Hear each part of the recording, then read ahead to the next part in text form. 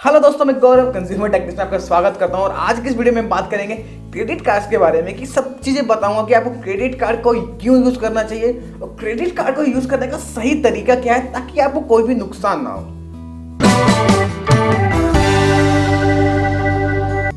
तो दोस्तों, credit card के बारे में बात करने से पहले हमें यह भी पता होना चाहिए कि क्रेडिट कार्ड और डेबिट कार्ड में बेसिकली डिफरेंस क्या है। तो दोस्तों, पहले मैं आपको ये डिफरेंस क्लियर करता हूँ। सबसे पहले बात करते हैं डेबिट कार्ड। आम भाषा में बात करूँ तो डेबिट कार्ड का मतलब है कि आपने अपने अकाउंट में पैसे डाल रखे हैं और बैंक ने उन पैसों के अगेंस्ट आपको एक कार्ड दिया है जिसको हम डेबिट कार्ड बोलते हैं। और जब भी ट्रांजैक्शन करेंगे, जब भी शॉपिंग करेंगे, तो आपका जितने की भी शॉपिंग करेंगे उतना अमाउंट आपके सेविंग अकाउंट में से कट जाएगा।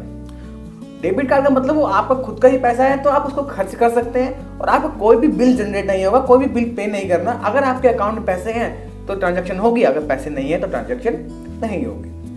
अब बात करते हैं डेबिट कार्ड के अलावा क्रेडिट कार्ड की। क्रेडिट कार्ड का मतलब सीधी सीधी बात है कि बैंक में आपने कोई भी पैसा जमा नहीं कराया है। बैंक वालों ने या किसी भी एजेंसी से जिससे आप क्रेडिट कार्ड ले रहे हैं, उन्होंने आपकी ट्रांजैक्शन को देखते हुए, आपके सिबिल स्कोर को देखते हुए आपको एक कार्ड इशू किया है और उसमें आपको एक लिमिट दे दी है कि आप उस बैंक से उतनी लिमिट तक का खर्च कर सकते हैं। और उसके बाद आपको एक डेट जिस पर बिल जनरेट होगा, तो उस डेट के 20 दिन के अंदर आपको उसकी रकम को बैंक में जमा कराना पड़ेगा। अगर आप उस 20 दिन में उस बैंक की रकम को जमा करा देते हैं तो आपको कोई भी इंटरेस्ट, कोई भी पेनल्टी नहीं देनी पड़ेगी। पर अगर आपकी 20 दिन के बाद वो डेट ड्यू हो जाती है और उस पर भी आप बिल नहीं दे पाते, तो आपको थोड़ा सा इंटरेस्ट या फिर कुछ पेनल्टी वहाँ पर देनी पड़ सकती है। तो ये बेसिकली डिफरेंस है डेबिट कार्ड के बीच में और क्रेडिट कार्ड के बीच में।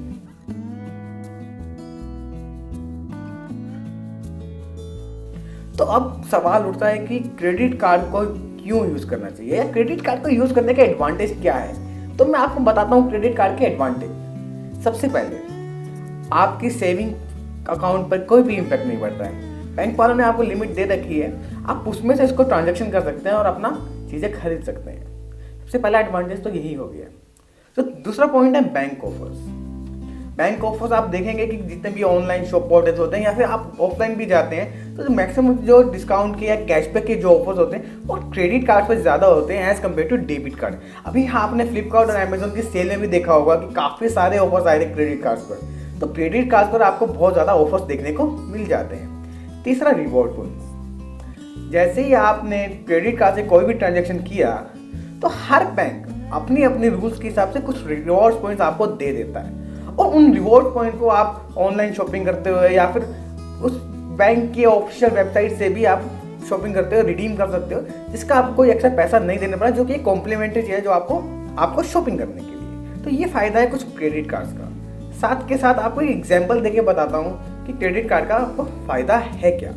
फॉर एग्जाम्पल, मेरा जो बिलिंग की डेट है वो 1 तारीख से लेकर 31 तारीख के बीच की है। तो जैसे कि मैंने 1 तारीख को एक स्मार्टफोन खरीदा 50,000 का।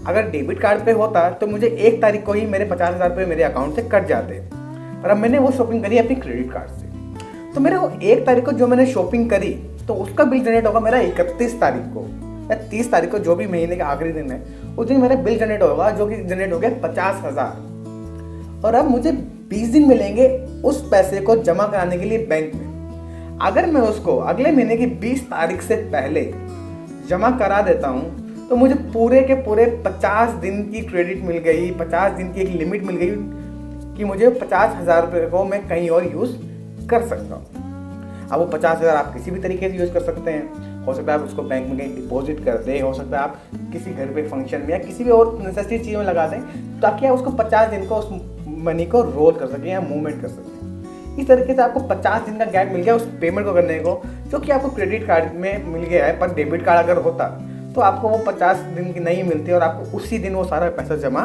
करा देना पड़ता। तो ये तो कुछ फ़ायदा हो गया कि क्रेडिट कार्ड का। अब बात करते हैं क्रेडिट कार्ड का नुकसान। देखिए, सिक्के के 2 पहलू हैं। अब पहला पहलू देख रहे हैं तो दूसरे पहलू को ध्यान में रखना बहुत ज़रूरी है।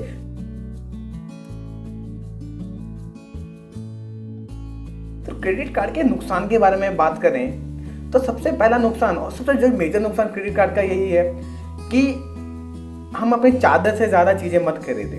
हमारे दिमाग में ये रहना चाहिए कि क्रेडिट कार्ड है तो वही चीज़ की शॉपिंग की जाए जो आपको ज़रूरत है और जिसका बिल आप ड्यू डेट से पहले भर सकें। तो सबसे मेजर चीज़ है कि आपको अननेसेसरी चीज़ें नहीं लेनी। और दूसरा, अगर आपको लगता है कि अगर आप बिल टाइम पे नहीं भर पाते हैं या तो आपके पास बहुत सारे क्रेडिट कार्ड है, तो एक क्रेडिट कार्ड की पे करके आप दूसरे का रोल आउट कर रहे हैं, तो आपकी पेमेंट अक्सर लेट हो जाती है। तो इस केस में आपको काफ़ी बैंक से पेनल्टी और इंटरेस्ट आपके ऊपर आ सकता है, और क्रेडिट कार्ड पे इंटरेस्ट बहुत ज़्यादा है। तो अगर आप सेकंड वाले पोजीशन पे आते हैं तो प्लीज़ क्रेडिट कार्ड आप लोगों के लिए नहीं है। आपको काफ़ी ज़्यादा इंटरेस्ट है, काफ़ी सारी पेनल्टी को बियर करना पड़ सकता है। तो ये तो कुछ हो गए एडवांटेजेस और कुछ हो गए डिसएडवांटेजेस। अब बात करते हैं कि क्रेडिट कार्ड को भाई यूज़ करने का सही तरीका है तो क्या तरीका है।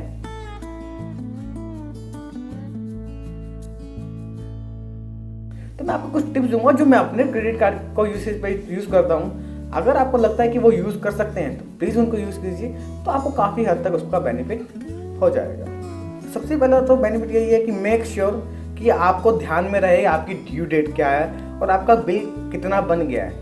आप अपने बिल को रूटीन में चेक कर सकते हैं, हर 10वें दिन, हर 3रे दिन, हर 4थे दिन चेक कीजिए और आप ध्यान रखिए कि आपकी ड्यू डेट पर आपको कितना बिल पे करना है। अगर आपके पास आपका बिल का ध्यान होगा और आपको ये ध्यान होगा कि आपकी ड्यू डेट कब है, तो इससे क्या होगा, आपका एक सिबिल स्कोर भी बना रहेगा और आपकी ड्यू डेट कभी भी लैप्स नहीं होगी, जिससे आपको बैंक चार्जेस और बैंक की पेनल्टी और इंटरेस्ट का कोई भी आप पे इम्पैक्ट नहीं आएगा।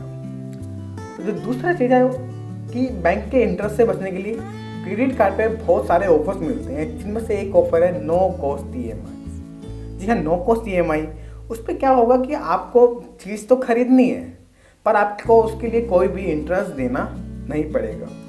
आपको एग्जाम्पल से बताता हूँ कि मान लीजिए आपने कोई चीज़ खरीदी 60,000 रुपये की, तो और आपने उसकी 6 EMI बनवा ली, तो वो 6 EMI हो गई है 10-10 हज़ार रुपये की।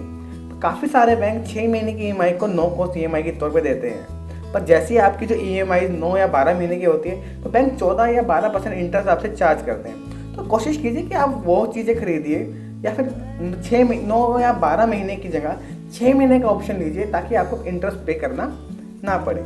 आपका पैसा भी बच जाएगा, आपको पैसा किस्तों में भी देना है और आपको कोई इंटरेस्ट भी देना नहीं पड़ेगा। तो ये छोटे से तरीके थे जो मैं अपनी लाइफ में यूज़ कर रहा हूँ अपने क्रेडिट कार्ड के लिए, ताकि मैं अपने क्रेडिट कार्ड और अपने सेविंग को काफ़ी स्मूथ रख सकूँ।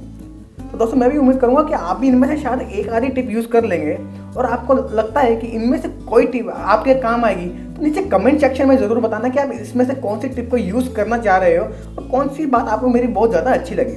और हाँ, अगर ये वीडियो अच्छी लगी तो इस वीडियो को लाइक करना मत भूलिएगा, और वीडियो को लाइक कर ही दिया है तो कंज्यूमर टेक्टिक्स के चैनल को सब्सक्राइब जरूर कर लें, ताकि आपको इस तरह का कंटेंट बार बार देखने को मिलता रहे। तो फिलहाल के लिए ये वीडियो में इतना ही। हमारे साथ बने रहें और आपको इस तरह की बढ़िया शानदार वीडियो आपको आने वाले टाइम में मिलती ही रहेंगी। तो दोस्तों, बाय बाय।